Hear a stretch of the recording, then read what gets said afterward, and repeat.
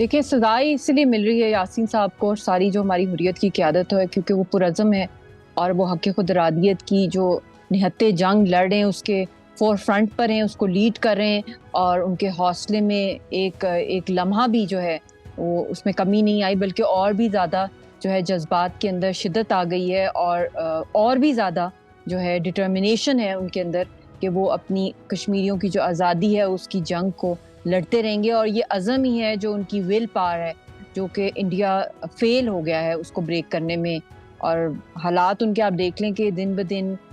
जबर जो है, जुल्म जो है हिंदुस्तान की स्टेट की तरफ से ख़ास तौर पे तिहाड़ जेल के अंदर वो बढ़ता ही जा रहा है उनके खिलाफ। और जो उस तरह उनको फिजिकल और मेंटल टॉर्चर किया जा रहा है और साथ साथ जिस तरह के फिक्टिशियस चार्जेस के ऊपर उनको एक डेथ सेल में रखा हुआ है और ना ही उनका कोई लॉयर है, उनको इजाज़त भी नहीं है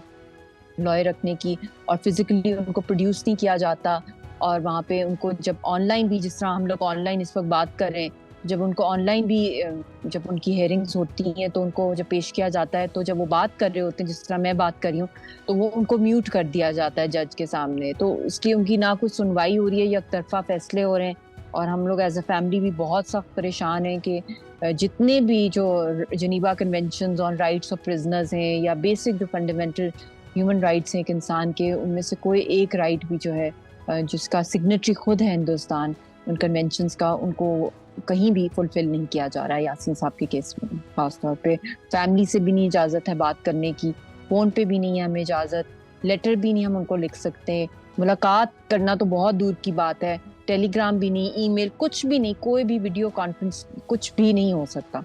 तो ये बहुत ही आई थिंक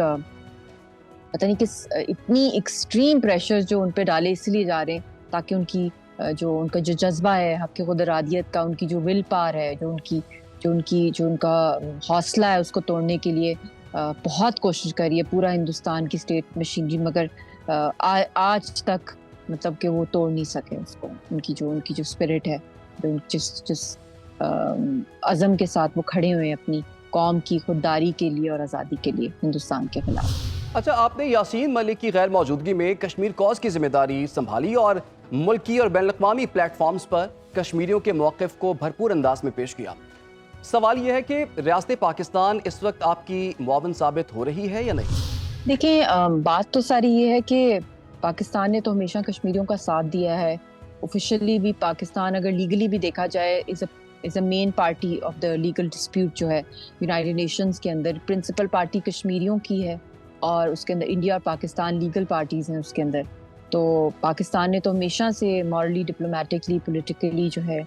कश्मीर कॉज को इंटरनेशनलाइज करने की कोशिश की है। मगर 5 अगस्त के बाद जो एक्स्ट्रॉर्डनरी चैलेंजेस पेश आए हैं हमारी पूरी तहरीक को, एक एक्स्ट्रॉर्डनरी सर्कमस्टांसेस के अंदर एक्स्ट्रॉर्डनरी मेजर्स की सख्त ज़रूरत है। ख़ास तौर पे जो लॉफेयर इंडिया ने किया है, जो यूनिलैटरली उन्होंने निगेट किए हैं international conventions, treaties, Geneva conventions, UN की करारदादों को, इंटरनेशनल लॉ और ख़ास तौर पे ह्यूमैनिटेरियन लॉ, और अपनी भी जितनी भी उनकी अपनी कॉन्स्टिट्यूशनल मेजर्स को सरपास करके और बायलैटरल ट्रीटीज़ को जो उन्होंने खुला जो है जुडिशल टेररिज्म किया है, लीगल टेररिज्म किया है, इंट्रोड्यूस किया है दुनिया के अंदर। तो इसके ख़िलाफ़ हम लोग एज़ कश्मीरी भी बहुत स्ट्रॉन्ग किस्म का रिस्पॉन्स चाहते हैं पाकिस्तान की तरफ से कि वो इंटरनेशनल अदालतों में भी लेके जाए, यूनाइटेड नेशन सिक्योरिटी काउंसिल में भी इस मैटर को और भी ज़्यादा सीरियसली लिया जाए और कैंसिल कराई जाए हिंदुस्तान की मेंबरशिप, ख़ास तौर पे यूनाइटेड नेशंस की, उसके ऊपर कैंपेन की जाए और बहुत से स्ट्रॉन्ग लीगल मेजर्स लिए जाएँ आरएसएस के ख़िलाफ़, जो कि दुनिया के लिए भी एक इनका जो एचएसएस का टेरर नेटवर्क है, इसकी सिस्टर ऑर्गेनाइजेशन का दहशतगर्दी का वो फैलता जा रहा है। तो ये बहुत ही जो गंभीर मसाइल हैं जो कश्मीर के हवाले से, और जो चैलेंजेस नस्ल कुशी के जो फेस करी है कश्मीरी कौम, और उनके पास उनकी कोई सुनवाई नहीं हो रही इंटरनेशनली, ना कोई एक्सेस है। तो बहुत से मेजर्स हैं जो कि अभी पाकिस्तान को लेने पड़ेंगे इमरजेंसी तौर पे, वरना तो जिस तेज़ी से वहाँ पे कत्लेआम कश्मीरियों का हो रहा है और जिस तेज़ी से एक कब्रिस्तान में तब्दील किया जा रहा है कश्मीरियों को, और उनके साथ साथ उनके सारे हकूक़ जो सलब किए जा रहे हैं, तो ये तो एक्सटिंक्शन की तरफ कश्मीरी रेस का जो है वो जो प्लान है हिंदुस्तान का, उसके अंदर बहुत तेज़ी से वो काम कर रहे हैं।